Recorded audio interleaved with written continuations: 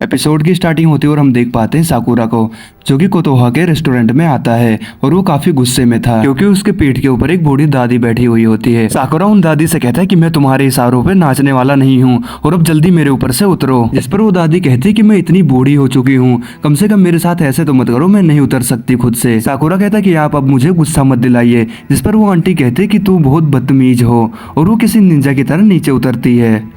अब उनको ऐसे उतरता हुआ देख करके साकुरा हैरान हो जाता है और गुस्सा हो जाता है। वो कहता है कि तुमने तो कहा था कि तुम्हारी कमर में दर्द है, लेकिन आप ऐसे कैसे उतर रहे हो? दादी कहती है कि तुम्हें बहुत जल्दी फ्यूरिन के तौर तरीकों के बारे में पता चल जाएगा और वैसे तुम्हारा बहुत बहुत शुक्रिया मुझे यहाँ तक लाने के लिए। अब उनके मुंह से शुक्रिया सुन के साकुरा शर्मा जाता है और वो वहाँ से जाने लगता है, लेकिन तभी पीछे से कोतोहा उसको आवाज मारती है, उसको खाना खाने के लिए बोलती है। इस पर साकुरा भी मान जाता है और वहाँ बैठकर खाने लगता है। तभी कोतोहा कहती है कि आज तुम लोगों की ओपनिंग सेरेमनी है ना, लेकिन वो तो दोपहर में स्टार्ट होगी और लगता है तुम बहुत ज्यादा एक्साइटेड हो ना। जिस पर आइजू गुस्सा होने लगता है और कहता है मैं बिल्कुल भी एक्साइटेड नहीं हूँ। कोतोहा कहती है चलो तुम थोड़ा बहुत तो एक्साइटेड हो ही सकते हो क्योंकि वहाँ पे बहुत तरह तरह के अलग अलग लोग हैं। लेकिन तभी वहाँ पर एक आदमी आता है और वो कोतोहा का नाम लेकर चिल्लाने लगता है। वो आगे बढ़ता है, तभी उसका पैर फंस के वो नीचे गिर जाता है। तभी वो दादी उस लड़के को बोलती है गुड मॉर्निंग नायरे बेटा, और ये चीज सुनकर वो तुरंत वहाँ पर खड़ा हो जाता है। इसके बाद वो कहता है कि कोतोहा तुम मुझे ये बताओ कि आखिर मैं इस यूनिफॉर्म में आज कैसा लग रहा हूँ। लेकिन तभी साकुरा कहता है कि ओए तूने अभी तक अपनी यूनिफॉर्म का टैग नहीं उतारा। इसके बाद नायरे अपना यूनिफॉर्म का टैग उतारने लगता है और वो फिर से नीचे गिर जाता है। इसके बाद वो अपनी पैंट से भी टैग निकालता है। अब साकुरा उसको ऐसे सब करते हुए देख के गुस्सा हो रहा था। वो कहता है कि आखिर क्या ये भी फ्यूरिन का लड़का है? इस पर कोतोहा कहती है कि हाँ ये भी फ्यूरिन का है और ये तुम्हारी क्लास में ही है। अब ये चीज सुनकर के नायरे काफी ज्यादा चौंक जाता है और कहता है ये बंदा मेरे साथ क्लास में रहेगा, मैंने तो इसको आज से पहले कभी शहर में भी नहीं देखा। इसके बाद वो साकुरा के चेहरे को देखने लगता है। वो कहता है कि क्या तुम बहुत ज्यादा थके हुए हो, क्योंकि तुम्हारे बाल का कलर अलग है और तुम्हारी आंखों का कलर अलग है। अब उसकी बातें सुन के साकुरा को तो कुछ भी समझ में नहीं आता, लेकिन कोतोहा वहाँ पर हंसने लगती है। इसके बाद नीरे अपने पॉकेट से एक बुक निकालता है और कहता है मैंने आज के पहले कभी भी किसी साकुरा के बारे में नहीं सुना, आखिर तुम यहाँ पर क्यों आए हो? और तुम्हें पता तो है ना कि वो फ्यूरिन के मेंबर्स लड़ते हैं इस शहर को प्रोटेक्ट करने के लिए। वो सब लोग कमजोरों की रक्षा करते हैं और वो सब एक हीरो है और वैसे मैं भी उन लोगों में से एक हूँ। तो तुम ये बताओ तुम आखिर यहाँ पर क्या करने के लिए आए हो? साकुरा कहता है कि मैं फ्यूरिन में टॉप पे आने के लिए आया हूँ। टाउन का हीरो बनना ये काफी अच्छा साउंड करता है और लगता है फ्यूरिन में काफी ज्यादा ताकतवर लोग हैं, लेकिन मुझे उन्हें हराकर काफी मजा आएगा। तभी आयरे बोलता है तुम्हें ऐसा कुछ कहना नहीं चाहिए जो तुम कभी न कर पाओ, और ऐसे तुम अगर टॉप पे आओगे तो तुम गंजे हो जाओगे। अब ये चीज सुनकर कोतोहा वहाँ पर हंसने लगती है। अब ये चीज सुनकर साकुरा गुस्सा हो जाता है। वो नायरे को कहता है कि क्या तुम्हें लड़ना है, चलो बाहर चलकर लड़ते हैं। लेकिन तभी नायरे इग्नोर करते हुए कहता है कि मुझे बहुत ज्यादा लेट हो रहा है, मैं अब यहाँ से जा रहा हूँ। इसके बाद वो वहाँ से चला जाता है। उसके जाने के बाद साकुरा कहता है कि क्या ये लड़का हीरो ऑफ जस्टिस बनेगा? ये तो कूल भी नहीं दिखता। इस पर कोतोहा कहती है कि मुझे नहीं लगा था तुम लुक्स के बारे में बात करोगे। इस पर साकुरा कहता है कि मेरा कहने का मतलब है दिखावा करने वाले लोग सबसे ज्यादा फट्टू होते हैं और ऐसे लोग लड़ाई में सबसे पहले भागते हैं। इस पर कोतोहा कहती है कि तुम सिर्फ अंदाजा लगा रहे हो ना?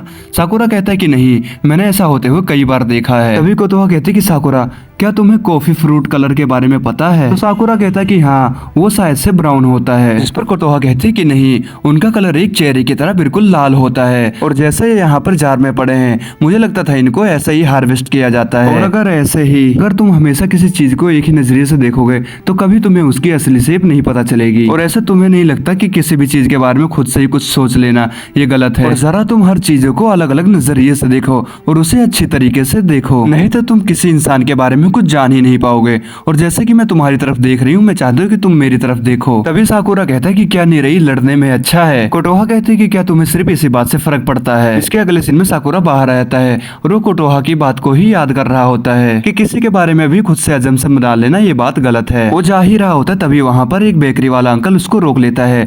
वो उसको ब्रेड देने लगता है, लेकिन साकुरा पूछता है आखिर मैं क्यों इसको लेकर जाऊँ?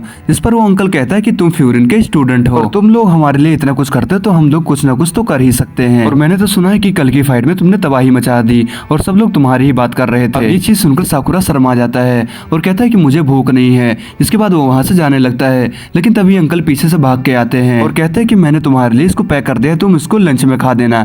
इसके बाद वो आगे बढ़ने लगता है और ऐसे ही काफी सारे दुकान वाले उसको अलग अलग चीजें देने लगते हैं और ऐसे ही साकुरा के पास ढेर सारा सामान हो जाता है। वो सोचने लगता है कि आखिर शहर के लोगों के दिमाग में क्या चल रहा है, वो लोग मेरे जैसे इंसान के साथ इतने फ्रेंडली क्यों हो रहे हैं। तभी उसको कोतोहा की कही हुई बात याद आती है और वो कहता है कि शायद सिर्फ मैं सोच रहा हूँ कि शहर के सभी लोग मेरी तरफ उस नजरिए से नहीं देखेंगे। देखेंगे। लेकिन तभी वहाँ पर एक लड़की साकुरा का हाथ पकड़ लेती है और कहती है तुम फ्यूरिन क्या हो ना, क्या तुम मेरी मदद करोगे। दूसरी तरफ हम देख पाते हैं निरई को, उसको काफी सारे गैंग के लोग मार रहे होते हैं। उन्हीं में से एक लड़का कहता है कि तुमने मुझे क्यों रोका, मुझे उस लड़की से बातें करने में बहुत अच्छा लग रहा था। निरई कहता है कि तुम उससे बात नहीं कर रहे हो, तुम तो उसको छेड़ रहे थे। जिस पर वो बंदा कहता है कि बकवास बंद करो, तुम खुद को फ्यूरिन के स्टूडेंट कहते हो, लेकिन तुम्हें तो खुद ही प्रोटेक्शन की जरूरत है। इसके बाद वो बंदे हंसते हुए वहां से जाने लगते हैं, लेकिन निरई उस बंदे को पीछे से पकड़ लेता है, जिस पर वो बंदा निरई को मार के गिरा देता है और कहता है कि तुम हीरो बनने की कोशिश मत करो, तुम हीरो कभी नहीं बन सकते। इसके बाद वो फिर से जाने लगता है, लेकिन निरई फिर से उसको पकड़ लेता है। अब वो बंदा कहता है कि तुम यहाँ से चले जाओ,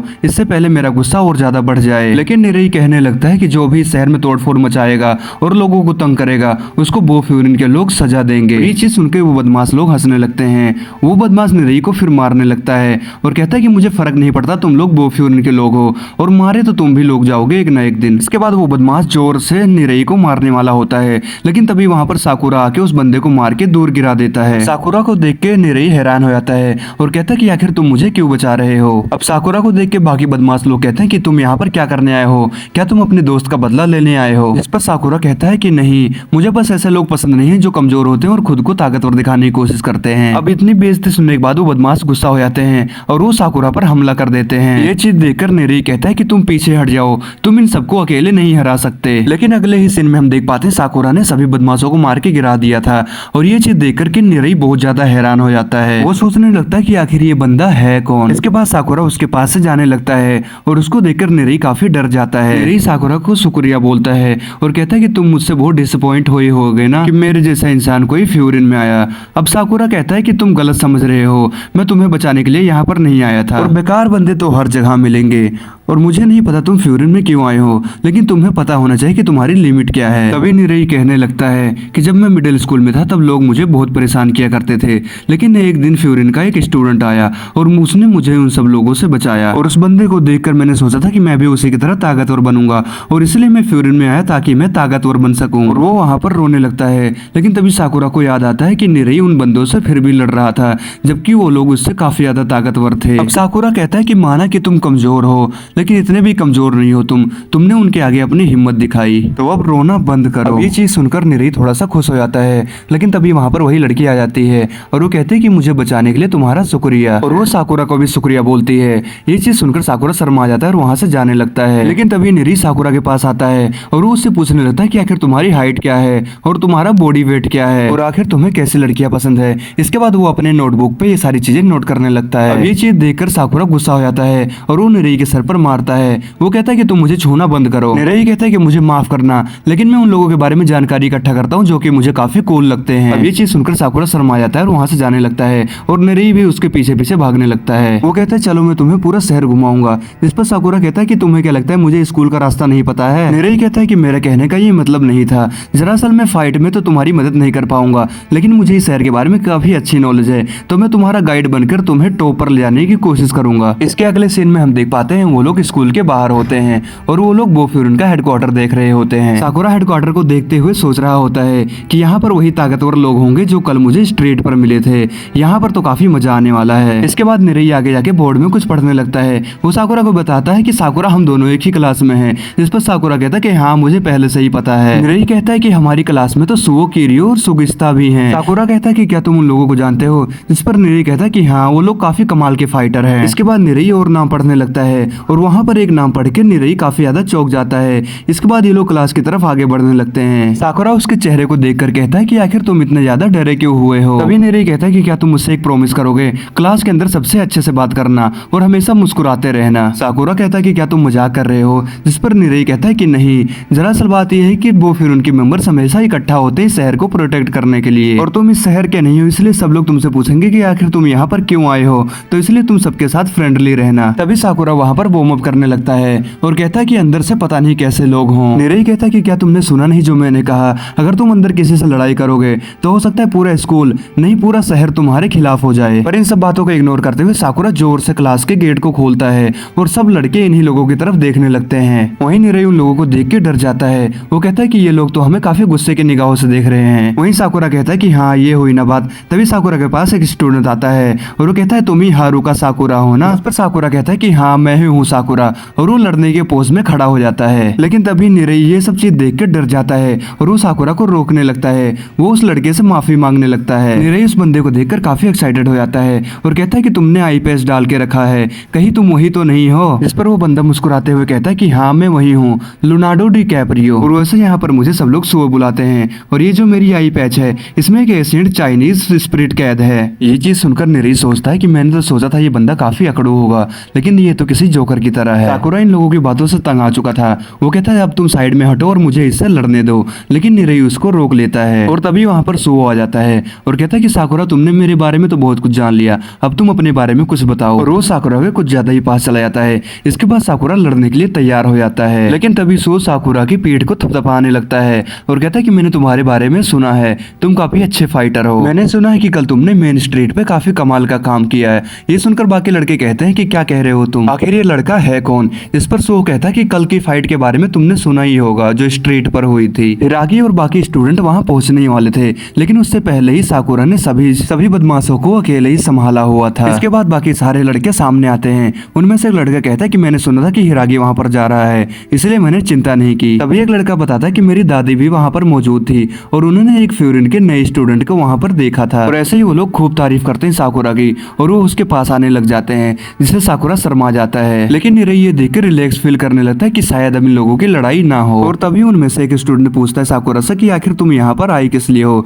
जिस पर साकुरा कहता है कि मैं यहाँ पर आया हूँ टॉप पर आने के लिए। ये चीज सुनकर वहां पर पूरी तरीके से सन्नाटा हो जाता है।